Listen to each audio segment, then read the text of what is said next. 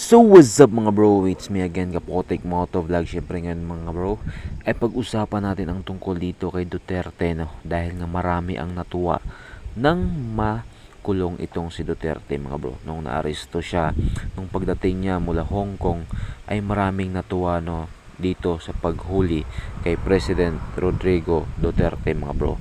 Yung mga natuwa dito ay yung mga may galit sa kanya, lalong lalo na yung mga involved sa mga droga or kung ano-ano pa mga bro. Dahil nga itong si Duterte talaga ay siya yung dahilan kung bakit nabuwag yung mga drug lord mga bro. At syempre, hindi rin natin maiwasan na marami ang nalungkot dito sa pagkaka-aresto niya.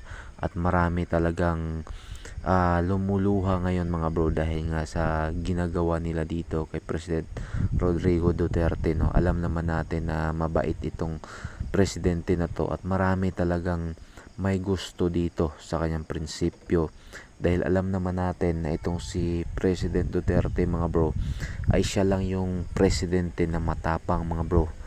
Kaya nga itong si Rodrigo Duterte ay talagang gusto nilang ipakulong para wala nang hahadlang sa kanila.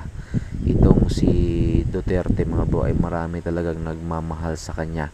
Kaya kung maraming masaya ngayon na naaresto siya, mas marami ang nalungkot dahil dito. Maraming mga riders, mga taong bayan ang mga nalungkot dahil dito mga bro sa nalaman at sa mga pangyayari ngayon dito sa ating bansa, no. Dahil nga alam naman natin na siya lang yung may puso at talagang alam naman natin na siya yung may malasakit sa mga Pilipino mga bro. Maraming nagmamahal sa kanya. Pero ngayon mga bro, alam naman natin na talagang nagkaroon na siya ng presyon, no. Parang tumaas yung BP niya dahil nga sa mga pangyayari, stress, pati yung mga taong bayan mga bro na stress na rin dahil nga sa mga ginagawa sa kanya. Alam naman natin yung lahat na itong si President Rodrigo Duterte ay siya lang yung talagang isa sa pinaka magaling na presidente dito sa ating bansa mga bro.